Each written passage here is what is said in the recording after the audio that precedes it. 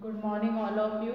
आज जो हम डिसीज़ पढ़ रहे हैं वो जेनेटिक डिसीज़ ही है और मेंडेलियन डिसीज़ से ही संबंधित है। इसके पहले हमने मेंडल की डिसीज़ पढ़ी थी और ये थोड़ा सा आपको इंग्लिश में ही पढ़ना पड़ेगा क्योंकि मेंडेलियन डिसऑर्डर जो है उसमें जितनी भी चीज़ें आती हैं जैसे आप केमिस्ट्री में पढ़ते हैं सेम एज ही होती है।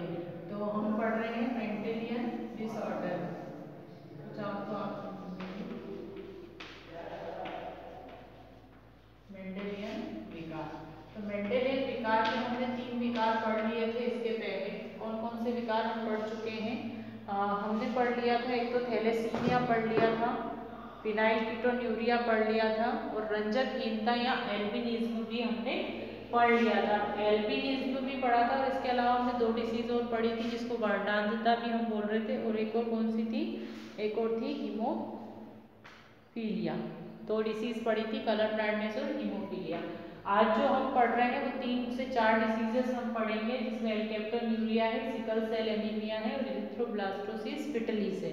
तो इनके नाम आपको याद करने पड़ेंगे। एल्केप्टोन्यूरिया क्या होता है? तो जनरली अगर देखा जाए तो हमारे शरीर में जो अमीनो अम्ल होते हैं तो अमीनो अम्ल का क्या कार्य होता है? अमीनो अम्ल जो होते हैं वो जुड़कर प्रोटीन का निर्माण करते हैं और सभी कोशिकाओं में प्रोटीन का निर्माण होता है क्योंकि कोशिका अगर प्रोटीन का निर्माण नहीं करेगी तो कोशिका या हमारे शरीर की भी वृद्धि नहीं हो सकती। तो कोशिका टोटली डिपेंड करती है प्रोटीन पर। तो टायरोसिन जो होता है, पहले मैं थोड़ा सा एक्सप्लेन कर देती हूँ ताकि आपको ये क्लियर हो जाए।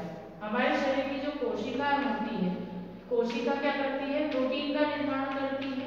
ये प्रोटीन जो होता है किससे मिलकर बना होता है? अमीनो अम्ल से मिलकर बना होता है। अमीनो अम्ल आप लोग केमिस्ट्री में पढ़ते होंगे अमीनो एसिड्स। अमीनो अम्ल से अब हम बात करते हैं कि जो अमीनो अम्ल होते हैं ये अमीनो अम्ल क्या करते हैं?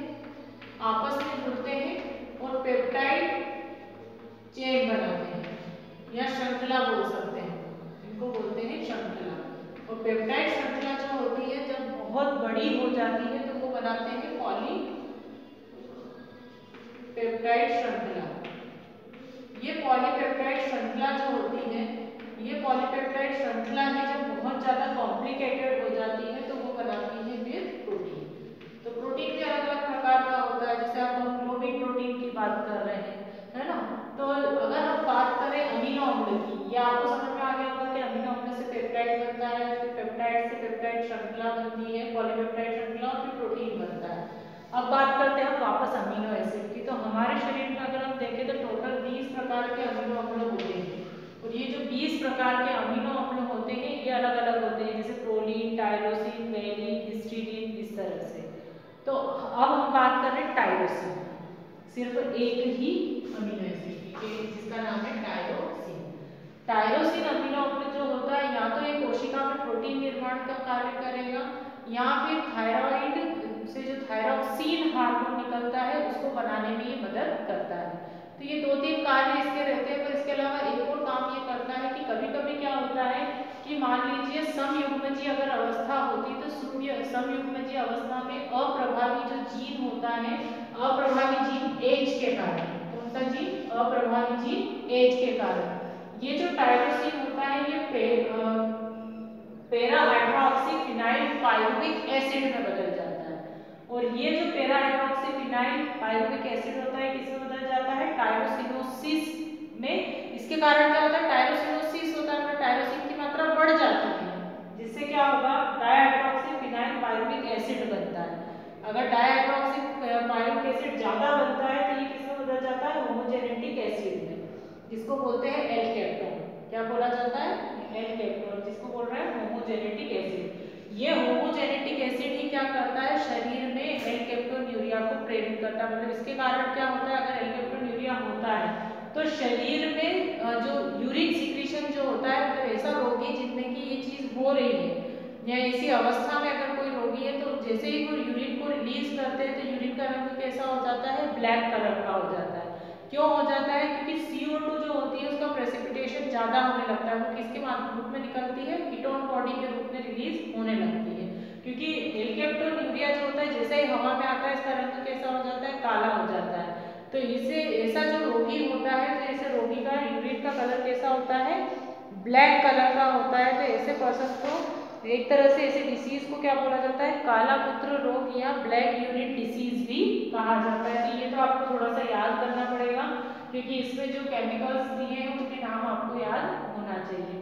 तो एल-कैप्टोन्यूरिया टायरोसिन नामक जो अमीनो एसिड्स है उसके कारण कॉज होता है, जिससे कि यूरिन का कलर कैसा हो जाता है, ब्लैक कलर का हो जाता है, क्योंकि यूरिन जो होती है जैसे हवा के माध्यम में आती है वैसे इसका रंग कैसा होता है, ब्लैक कलर का हो जाता है।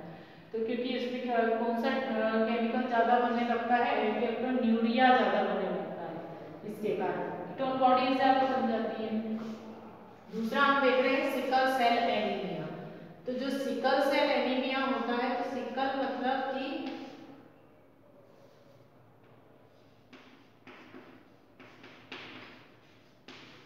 सिकल सेल एनीमिया में जनरली क्या होता है कि जो एनीमिया किसमें होता है, हमारे रक्त में होने वाला रोग है।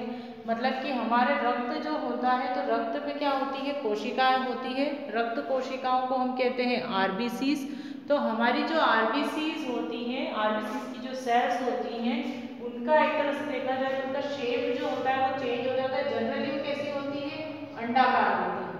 पर अगर मान लीजिए कोई पर्सन अगर सिकल सेल एनीमिया से ग्रसित है, तो उसकी जो ब्लड सेल्स होती है वो कैसी हो जाती है, अर्धचंद्राकार हो जाती है। अर्धचंद्राकार या इसको हसियाकार भी बोला जाता है, हसियाकार। क्योंकि कोशिकाओं का कलर, कोशिकाओं का शेप कैसा होना चाहिए, ऐसा होना चाहिए। अब ये कैसा रह गया, आधा रह गया।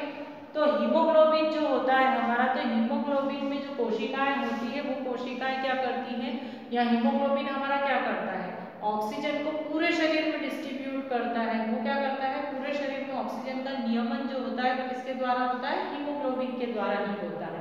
तो अगर मान लीजिए हमारी ब्लड कोशिकाएं आधी हो गई, उसका शेप भी आधा हो गया, तो फिर ऑक्सीजन का वहन भी आधा हो जाएगा या कम हो जाता है।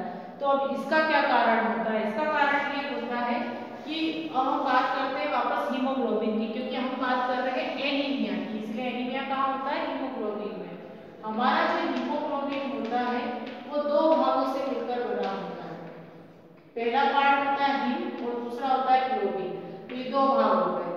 हिम वाला जो पार्ट होता है, इसका मैंने कल भी बताया था आपको कि आयरन वाला भाग होता है, जिससे कि हमारा ब्लड का कलर कैसा होता है, रेड होता है। और ग्लोबिन जो होती है वो एक तरह से प्रोटीन होती है। और चूंकि प्रोटीन है तो मतलब कि अमीनो एसिड से मिलकर बनी होगी। तो ग्लोबिन जो प्रोटीन होती है वो दो श्रृंखलाओं से मिलकर बनी होती है, मतलब दो चेन से मिलकर बनी होती है। तो 2 अल्फा होती है और 2 बीटा चेन्स होती है।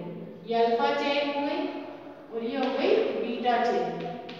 अब हम बात करते हैं अल्फा चेन की। तो अल्फा चेन जो होती है उसमें टोटल अमीनो अम्ल कितने होते हैं, 141। और बीटा चेन जो होती है उसमें टोटल अमीनो अम्ल कितने होते हैं, 146। तो यहाँ पर अल्फा जो चेन होती है उसमें कोई चेंज नहीं आता है। इसका कारण क्या होता है, इसमें भी अप्रभावी जो जीन होती है, तो अप्रभावी जीन एस के कारण ये डिजीज होती है। तो जब समयुग्मजीय अवस्था होती है, समयुग्मजीय अवस्था मतलब दोनों गुणसूत्र पर अगर ये मौजूद हो, तो उस समय क्या होगा, उस समय ये होता है कि जो जीन्स अगर ऐसी हो जाती है तो उस समय जो बीटा चेन होती है, तो बीटा चेन में कितने अमीनो अम्ल है, 146। तो 146 में जो 6th नंबर का जो अमीनो एसिड होता है, 6th नंबर में अमीनो एसिड होता है ग्लूटामिक एसिड।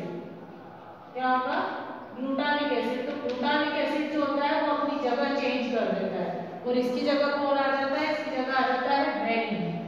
ये आपको याद करना पड़ेगा। तो वेलिन, ग्लूटामिक एसिड की जगह कौन आ गया, वेलिन आ गया। तो वेलिन आने के कारण क्या होगा, अगर प्रोटीन की चेन में ही चेंज आ गया, बीटा चेन में चेंज आया, तो बीटा चेन का चेंज किसमें आ जाता है, प्रोटीन में। प्रोटीन में चेंज आया मतलब पूरे हीमोग्लोबिन में चेंज आ जाएगा। तो उसके कारण क्या होता है, जो ब्लड सेल्स होती है वो कैसी हो जाती है, हाफ मून लाइक, अर्धचंद्राकार हो जाती है, जिसके कारण कि ऐसे व्यक्ति के ऑक्सीजनेशन पावर जो होती है वो थोड़ी ब्लैक कलर की भी दिखती है, प्रॉपर रेड नहीं दिखती है, थोड़ी ब्लैकिश दिखती है, क्योंकि ऑक्सीजनेशन पावर कम हो जाती है। तो ऐसे पर्सन जो होते हैं उनका रक्त जो होता है वो कैसा होता है, हल्का सा ब्लैकिश कलर का होता है, प्रॉपर ब्लैक नहीं बोल सकते उसको। और दूसरा ये होता है कि थकान बहुत होती है, क्योंकि रक्त का संवहन जो होता है, ये ऑक्सीजन, रक्त का संवहन तो होगा पर ऑक्सीजन का संवहन नहीं हो पाता है, कम होता है, तो उसके कारण भी ये होता है। अब आती है थर्ड डिसीज है जिसको हम बोल रहे हैं एरिथ्रोब्लास्टोसिस पिटिलिस। तो इरिथ्रोब्लास्टोसिस फिटिलिस जो है वो मैं आपको नेक्स्ट वीडियो में सेंड करूँगी। और ये भी जो डिसीज़ है इरिथ्रोब्लास्टोसिस फिटिलिस जो है वो रक्त समूह संबंधित डिसीज़ है जो पेरेंट्स से ही चिल्ड्रन में फ्लो होती है। Thank you.